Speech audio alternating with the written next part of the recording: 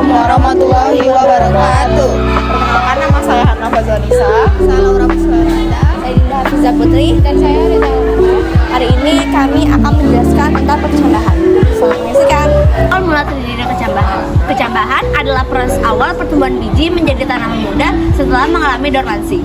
Proses ini dimulai ketika biji menyerap air dan mengalami aktivitas mata balik. Dormansi pada kecambah adalah keadaan ketika biji tidak berkecambah meskipun berada dalam kondisi lingkungan yang seharusnya. Contohnya seperti kesediaan air, suhu yang sesuai, dan oksigen yang cukup. Tahapan awal kecambahan ada 5. Pertama, ada imbisi. Imbisi adalah penyerapan air oleh biji kering melalui osmosis.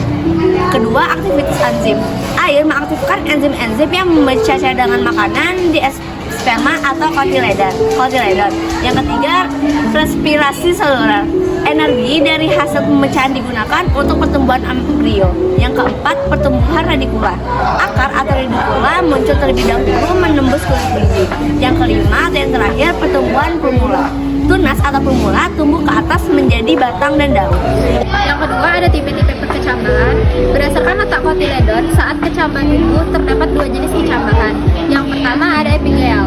Epigel adalah kotiledon terangkat ke atas permukaan tanah dan plumula terdorong ke atas bersama kotiledon. Contohnya kaca hijau dan janur. B. Ada hipogel. Kotiledon tetap berada di bawah tanah dan plumula tumbuh ke atas sedangkan kotiledon tetap di bawah. Contohnya adalah jagung dan kacang kaprik. Yang ketiga ada pertumbuhan primer dan sekunder.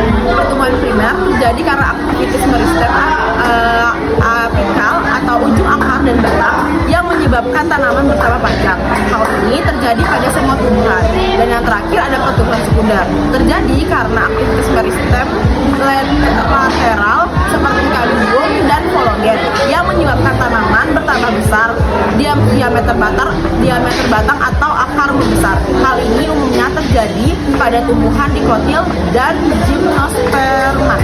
Keempat, faktor-faktor yang mempengaruhi pertumbuhan dan perkembangan yaitu ada 2. Yang pertama, faktor internal atau dari dalam, itu genetik mengatur sifat dasar tanaman, hormon tumbuhan atau fitohormon, auksin merangsang pemanjangan sel, giberelin memicu perkecambahan dan pertumbuhan batang, sitosinin merangsang pembelahan sel, etilen mempercepat pematangan buah, asam absisat menghambat pertumbuhan dormansi.